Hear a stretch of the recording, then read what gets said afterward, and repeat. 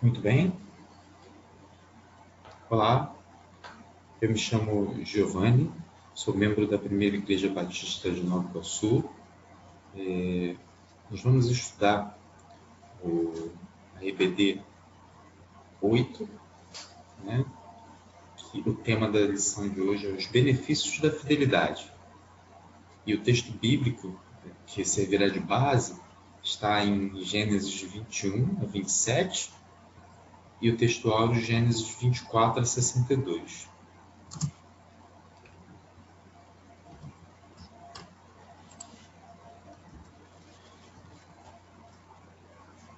A primeira coisa que a gente percebe no início desse livro é que existe uma crise no capítulo anterior, onde Abraão ele mente para Abimeleque, dizendo que Sara era sua irmã.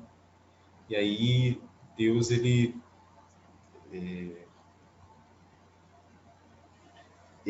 seca, ele torna estéril todas as mulheres da casa de Abimeleque, por causa da mentira que Abraão disse a ele.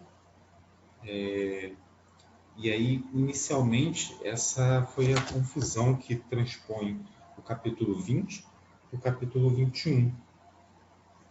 Então, vamos ler o capítulo 21, que o tema do capítulo 21 é a promessa outra vez posta à prova.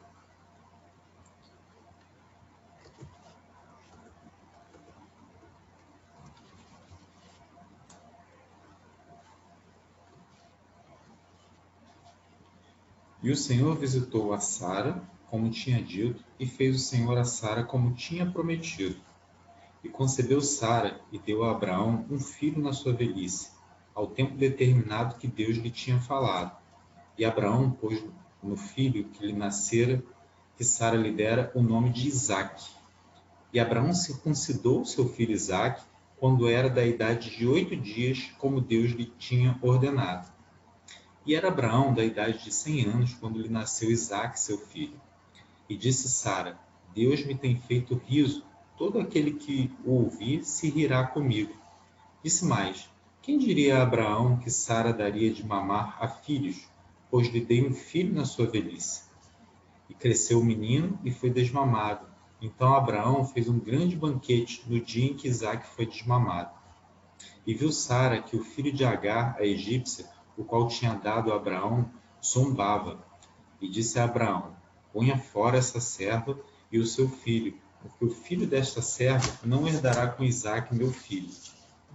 E apareceu esta palavra muito mal aos olhos de Abraão por causa de seu filho. Porém Deus disse a Abraão: Não te pareça mal aos teus olhos acerca do moço e acerca da tua serva. Em tudo que Sara te diz, ouve a sua voz, porque em Isaque será chamada a tua descendência. Mas também do filho desta serva farei uma nação, porquanto é tua descendência. Então se levantou Abraão pela manhã de madrugada e tomou pão e um odre de água e os deu a Agar, pondo-os sobre o seu ombro. Porém lhe deu o menino e despediu-a, e ela partiu, andando errante no deserto de Berseba. E consumida a água do odre, lançou o menino debaixo de uma das árvores. Foi assentar-se em frente, afastando-se à distância de um tiro de arco, porque dizia: Que eu não veja morrer o menino. E assentou-se em frente e levantou a sua voz e chorou. E ouviu Deus a voz do menino e bradou o anjo de Deus a Agar, desde os céus, e disse-lhe: Que tens, Agar? Não temas, porque Deus ouviu a voz do menino desde o lugar onde está. Ergue-te, levanta o menino e pega-o pela mão, porque dele farei uma grande nação. E abriu-lhe Deus os olhos, e viu um poço de água, e foi encher o odre de água, e deu de beber ao menino. E era Deus com o menino, que cresceu, e habitou no deserto, e foi flecheiro. Então, a promessa de um herdeiro a Abraão, Isaac, que ela se estende nesse capítulo, mostra o nascimento de Isaac, né? O anjo confirma a promessa que ele fez a a Abraão, e aí ele diz a Sara, no versículo 1, visitou o Senhor a Sara como lhe dissera, o Senhor cumpriu o que havia prometido. Sara concebeu e deu à luz a Abraão. A promessa de um herdeiro a Abraão. A gente percebe que muitas vezes a gente tenta, de muitas formas, dar um jeito naquilo que Deus promete para a gente, né? Abraão, ele tentou dar um jeito junto com Sara, e só que Isaac era o filho da promessa. E Abraão, ele tentou dar um jeito na promessa de Deus, nascendo Ismael, né? E aí Abraão viu a sua promessa realizada seguindo-se o nascimento de Isaac. Então, a gente percebe que Isaac pode significar Deus me deu alegria. Alguns usam esse significado do nome de Abraão para mostrar, como se fosse uma ironia, né? Que o próprio ceticismo com que Sara e Abraão receberam essa notícia. Outros mostram como é o benefício da promessa sendo posta, sendo realizada, né, na vida desse casal. Então a gente vai avançando o texto, e aí a gente percebe que a Sara, ela vê que com o nascimento de Isaac, ela exige que Abraão despeça a Agar com seu filho Isaac. Então, vários motivos podem ter sido a causa de Sara ter agido assim, ter exigido que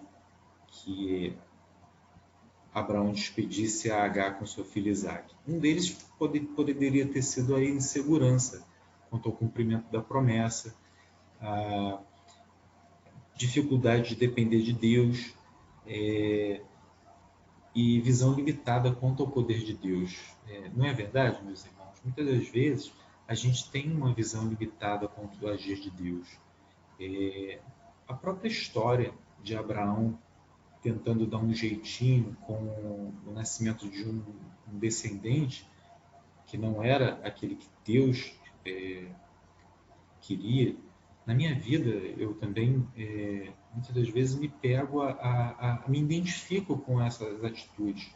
E algumas atitudes que a gente toma, muitas das vezes, mostram que a gente tem dificuldade de depender de Deus, né? Assim como Abraão teve. E essa dificuldade de depender de Deus nada mais é que uma visão limitada quanto ao poder de Deus. A gente acha que dando um jeitinho, a gente vai conseguir facilitar as coisas para que Deus haja. E, na verdade, não é assim. Deus é soberano, Deus é onipotente. Deus, ele tinha planos para a vida de Abraão, tinha planos para a vida de Isaac. E aí, no decorrer do texto, a gente percebe que quando Abraão despede Agar com seu filho Isaac, ela vai avançando, o texto vai avançando, e a gente percebe que lá no versículo, a partir do versículo 8,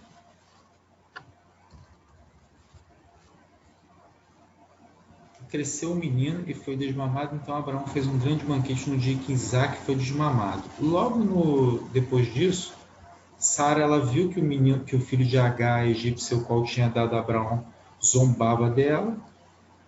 Então ela disse a Abraão: ponha fora essa serva e o seu filho, porque o filho dessa serva não herdará com Isaac, meu filho. Percebam, irmãos, que como Deus, ele foi cuidadoso, né? E aí essa palavra pareceu muito mal aos olhos de Abraão por causa do seu filho, porque afinal de contas Ismael também era filho de Abraão.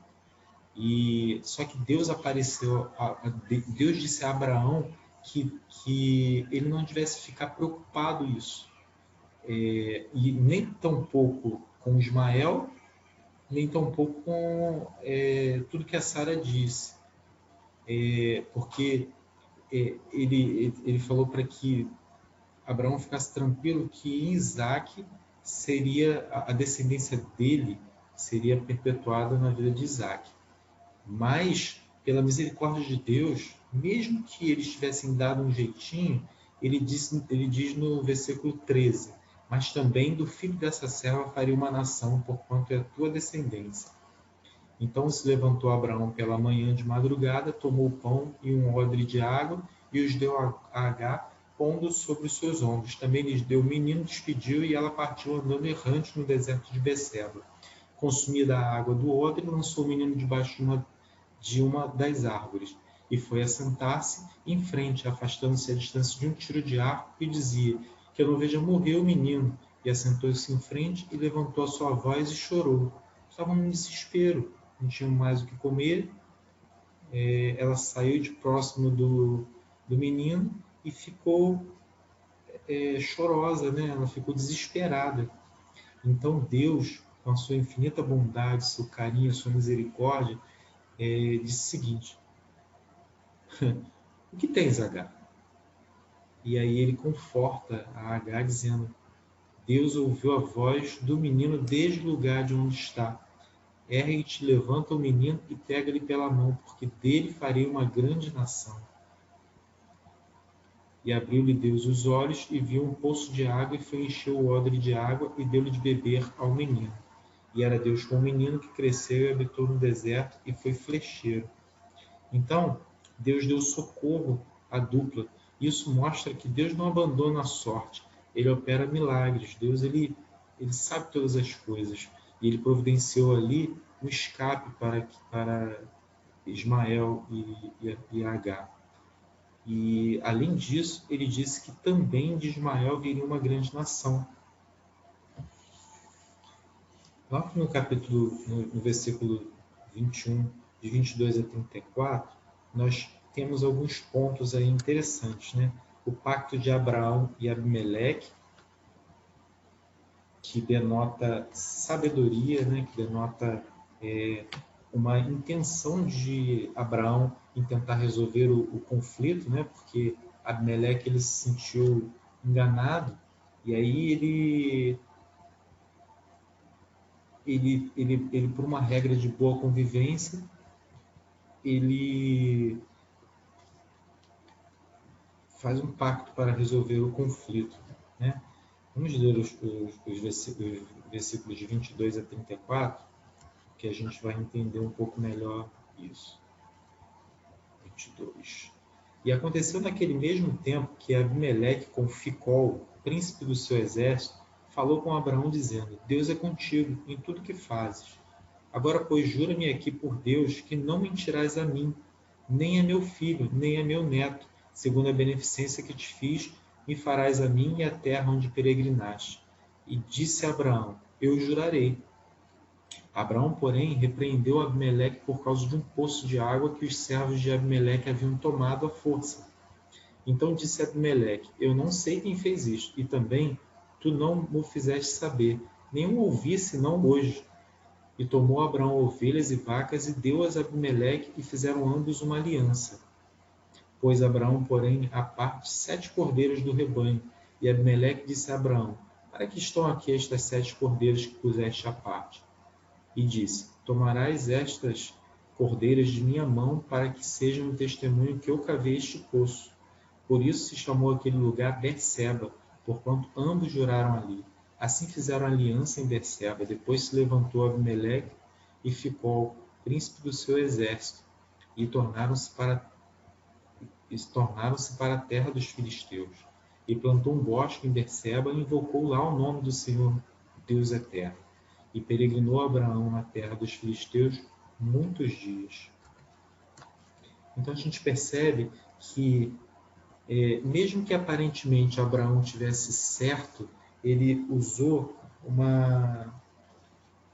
ele teve sabedoria, ele teve inteligência emocional para que fizesse um pacto com Abimeleque e resolvesse o problema do conflito entre os seus pastores, aqueles homens que queriam tomar para si um poço que foi cavado por Abraão. E aí, nessa solução do conflito, um banquete que 7 ovelhas indicando o esforço de Abraão para manter a paz nesse incidente. Então, a gente percebe que Abraão ele teve a sabedoria de procurar a paz nesse incidente, né?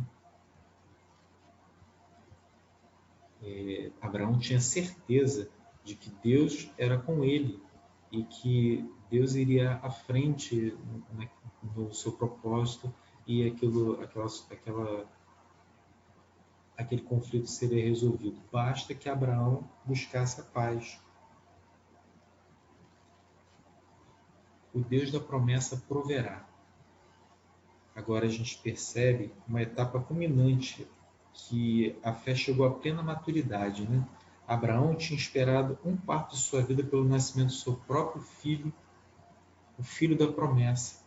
Imaginem, ele teve Isaac, nasceu quando Abraão já era avançado de idade, já era algo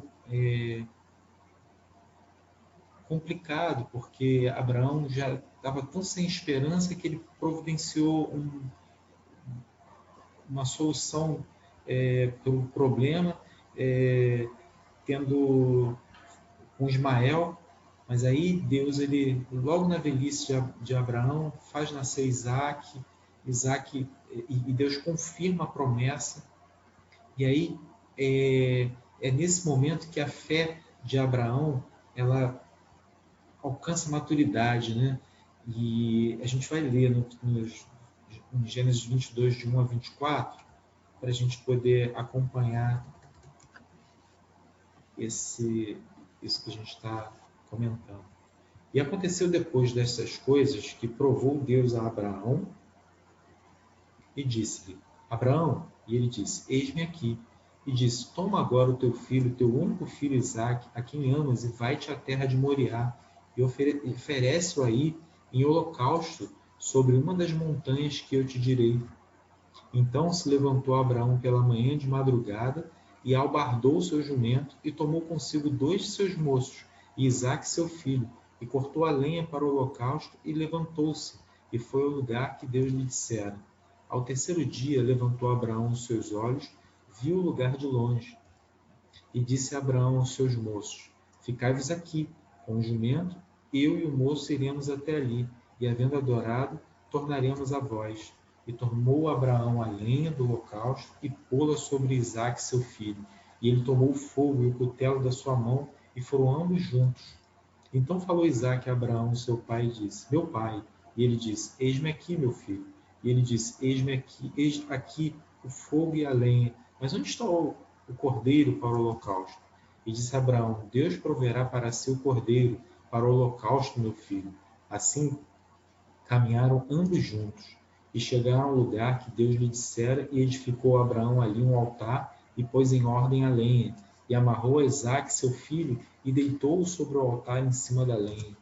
E estendeu Abraão a sua mão e tomou o cutelo para imolar seu filho. Mas o anjo do Senhor lhe bradou desde os céus e disse: Abraão, Abraão. E ele disse: Eis-me aqui. Então disse: Não estenda a tua mão sobre o moço e não lhe faças mal, não lhe faças nada, porquanto agora sei que temes a Deus e que não me negaste o teu filho, o teu único filho. Então levantou Abraão os seus olhos e olhou, e eis que um carneiro detrás dele, travado pelos seus chifres, no mato, e foi Abraão e tomou o carneiro e ofereceu em holocausto, em lugar de seu filho. E chamou Abraão o nome daquele lugar: O Senhor proverá, donde se diz até o dia de hoje: No monte do Senhor se proverá. Então o anjo do Senhor bradou a Abraão pela segunda vez desde os céus, e disse: Por mim mesmo jurei, diz o Senhor, porquanto fizeste essa ação e não me negaste o seu filho, o teu único filho, que deveras te abençoarei e grandissimamente multiplicarei a tua descendência com as estrelas dos céus e com a areia que está na praia do mar, e a tua descendência possuirá a porta dos seus inimigos. E em tua descendência serão benditas todas as nações da terra, porquanto obedeceste a minha voz. Então Abraão tornou os seus moços e levantaram-se, e foram juntos para Berseba, e Abraão habitou em Berseba. E sucedeu depois dessas coisas que anunciaram a Abraão, dizendo: Eis que também Milca deu filhos a Naor, teu irmão, Uz, o teu primogênito, e Buz, seu irmão, e Quemuel, pai de Arã, e Quésede, e Azo, e Pildas, e Jidlaf, e Betuel. E Betuel gerou Rebeca. Estes 8 deu à luz Milca, Naor, irmão de Abraão. E a sua concubina, cujo nome era Reumá, ela lhe deu também a Tebá, Gaã, Taás e Maaca. Então, meus irmãos, de Berseba à terra de Moriá são 3 dias, um tempo suficiente para que Abraão considerar bem o que fará para não agir por impulso. Era como se Deus estivesse tratando no coração de Abraão para que ele realmente demonstrasse a fé que demonstrou, para que ele realmente depositasse no seu coração a confiança total em Deus. Em 22:3 a gente percebe que levantou-se, pois, Abraão de madrugada, e tendo preparado seu jumento, tomou consigo 2 de seus servos, a Isaque, seu filho, rachou lenha para o holocausto e foi para o lugar que Deus lhe havia indicado. Então Deus, quando mandou, a rapidez com que Abraão preparou para agir, mostra as características de um servo. Então, nesse momento, nesse plano de fundo aí que Abraão obedecendo a voz de Deus, obedecendo a ordem de Deus, vai levar Isaac para ser imolado em sacrifício, existe no momento o sacrifício vicário, substitutivo.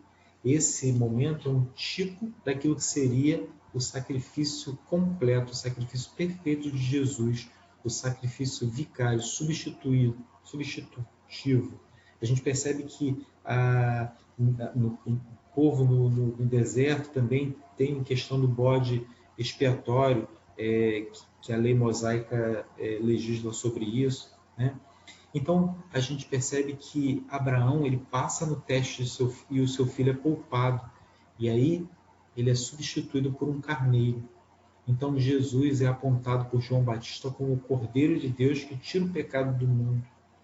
Quando João Batista fala para aquele povo de Jerusalém: Eis o Cordeiro de Deus que tira o pecado do mundo, apontando para Jesus, ele quer mostrar exatamente isso. Isaac foi um tipo de Jesus, o sacrifício substitutivo. Só que aquele carneiro era um sacrifício que deveria ser sempre renovado. O sacrifício de Jesus é um sacrifício completo, é um sacrifício pleno, um sacrifício que não precisa de renovação. Por isso que João Batista apontava Jesus, dizendo em João 29, que João falava: Eis o Cordeiro de Deus que tira o pecado do mundo. Então, em Gênesis 24, a gente percebe a promessa consolidada. Gênesis 24 diz o seguinte: E era Abraão já velho e adiantado em idade, e o Senhor havia abençoado Abraão em tudo.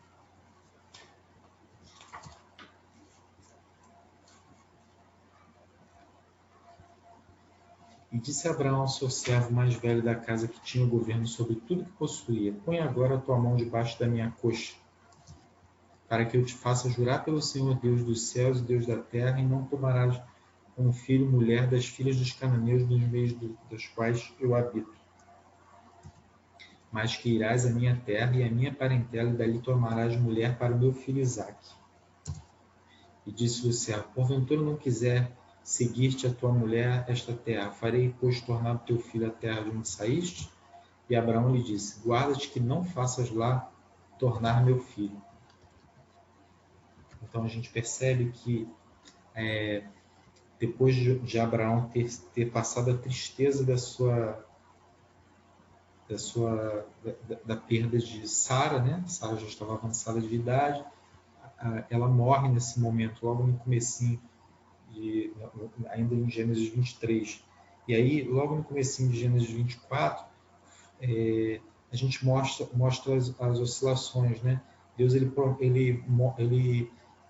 a vida de um servo de Deus é uma vida de tanto momentos de alegria quanto momentos de dor, mas que Deus ele sempre permite que o seu servo passe por momentos de alegria e de dor. Quem é que diz que ser crente é ausência de ter tristeza? Isso não é verdade. O crente é uma pessoa normal, como todos nós. A Bíblia fala que nós somos sujeitos a tudo debaixo do sol. Todos nós estamos sujeitos. O sol nasce para todos, né? A chuva cai sobre a cabeça de justos e ímpios, né? Então Deus permite momentos. Então Abraão, a gente percebe logo no começo do capítulo 24, que Abraão ele toma providências para que Isaac constituísse uma família. E aí ele manda o seu servo à Mesopotâmia. Mas antes ele usa um hábito que é põe a mão debaixo da minha coxa, que é um hábito da época, né, que denota não só que eles tinham confiança, como a proximidade daquele servo do seu senhor era tão grande que impossibilitava ele fazer tal juramento e fazer diferente daquele juramento. Porque era importante que Isaac ele não casasse com nenhuma mulher cananeia, nenhuma mulher daquele povo ali, né? É importante a gente perceber que a preocupação de Abraão, porque aquele povo era idólatra e devasso, né? Eles eram seguidores de deuses, Baal e Astarote são deuses da fertilidade, e a adoração desses deuses ela consistia em prostituição em nome da religião. Ele não queria que Isaac se contaminasse com esse povo e, sobretudo, adotasse essas práticas na sua vida. O que Deus queria era que o ideal de Deus fosse que a vida conjugal deles dois fosse segundo a vontade de Deus, de acordo com a sua palavra. Não poderia ter julgo desigual. Cada um pensava de uma maneira. Então, ele preferiu que o seu servo fosse lá no meio da parentela dele e escolhesse uma mulher que pudesse ser a promessa pudesse dar continuidade, que a palavra de Deus, as orientações de Deus, a promessa de Deus fosse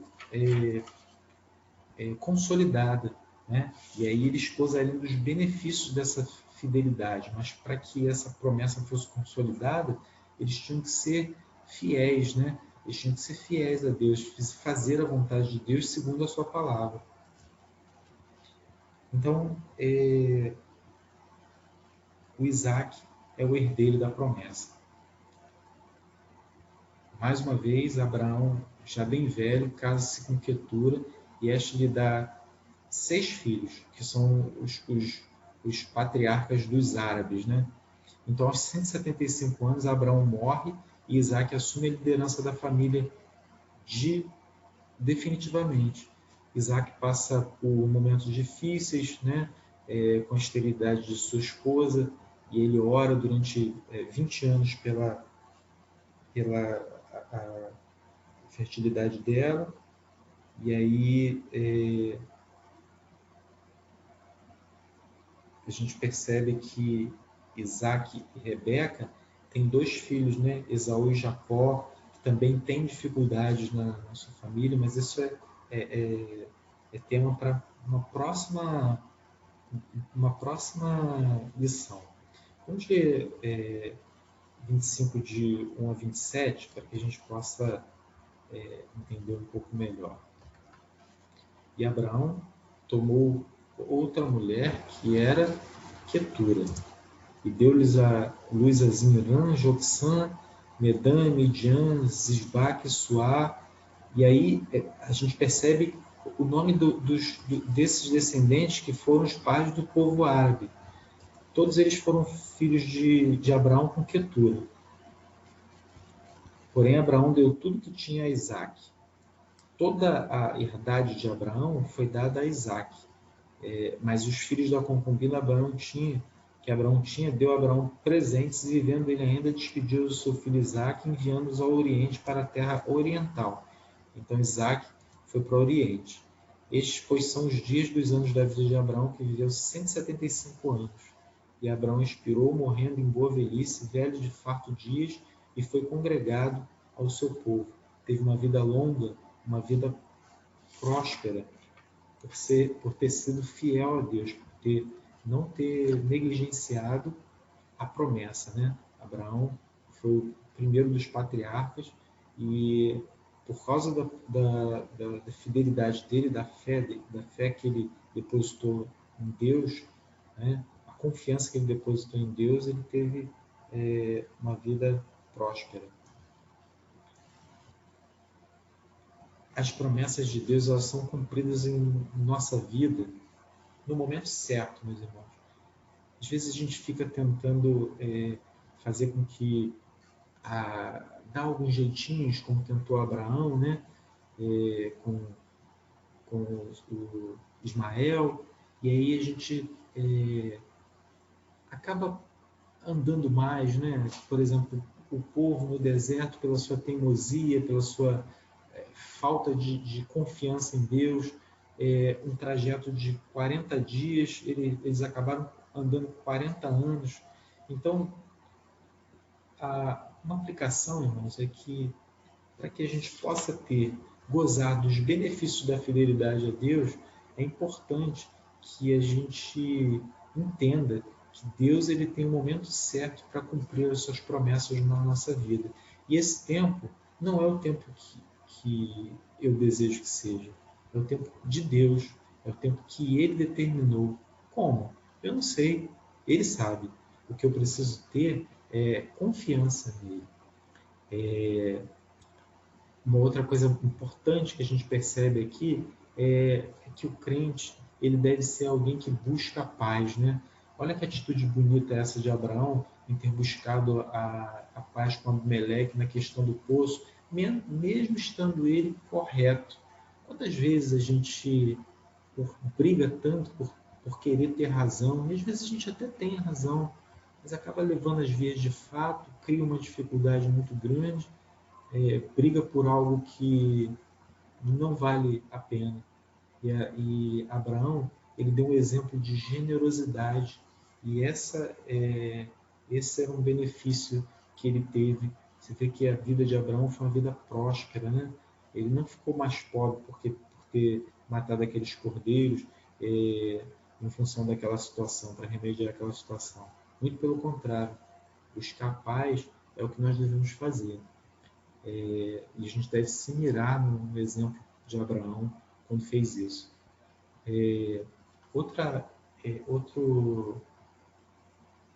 aplicação para a nossa vida é que quando a gente se dispõe a fazer a vontade de Deus e ser fiel a Deus, Ele dispõe as coisas em nosso favor. A minha esposa ela conta uma coisa muito interessante, que ela sempre fala isso, né? Ela diz: olha, amor, eu não senti paz no coração quando tomou uma decisão X ou Y. Ou, ao contrário, quando ela percebe que sentiu paz no coração por tomar uma decisão X ou Y, ela percebeu que Deus estava naquele negócio. Então, quando a gente percebe que faz a vontade de Deus, nosso coração ele vai ser invadido por uma paz, uma tranquilidade tão grande que a gente vai perceber que está na vontade de Deus. Mas não se engane, irmãos. Muitas das vezes, a paz no nosso coração por estar fazendo a vontade de Deus, muitas vezes tira lágrimas dos nossos olhos. Mas é importante que a gente tenha essa paz no coração, independente da dificuldade que a gente vai passar por tristeza. Então, quando nós nos dispusemos a fazer a vontade de Deus, Ele é fiel e se dispõe as coisas a nosso favor. Ainda que muitas das vezes a gente tenha aflições, né? Jesus falou falou que nesse mundo nós teríamos aflições, mas que nós pudéssemos nos esforçar e ter bom ânimo, porque Ele venceu o mundo, né? Então Jesus ele nos abençoou. Queridos, fiquem na paz, que Deus possa completar no coração dos irmãos aquilo que eu não pude falar, né? E a deixa para o próximo domingo é a EBD 9 e o tema da próxima EBD é a verdadeira casa de Deus. Que Deus nos abençoe. Vamos orar neste momento? Senhor Deus e Pai amado, nós te agradecemos, Senhor, pela oportunidade, Senhor, de estar servindo a Ti, Senhor, estudando um pouco da Tua palavra, Senhor. Que essa leitura, ó Deus, possa ter guarida no coração daquelas pessoas que estão nos ouvindo, Senhor Deus, que nos internautas, Senhor, que a Tua palavra, que o Teu Evangelho possa ser pregado, ó Deus, através desse vídeo no YouTube, Senhor Deus, através desses textos, ó Pai, e até mesmo através da fragilidade de entendimento do Teu servo que fala contigo, Senhor Deus. Que a simplicidade, ó Deus, possa ser maior, ó Deus, porque o Teu Evangelho é simples, é claro, é o amor do Senhor Jesus manifesto nos nossos corações. Obrigado, ó Pai, pela oportunidade. Fica conosco, nos abençoe, nos guarde, nos dê um dia na Tua presença. Essa oração que te faço em nome do Senhor Jesus. Amém.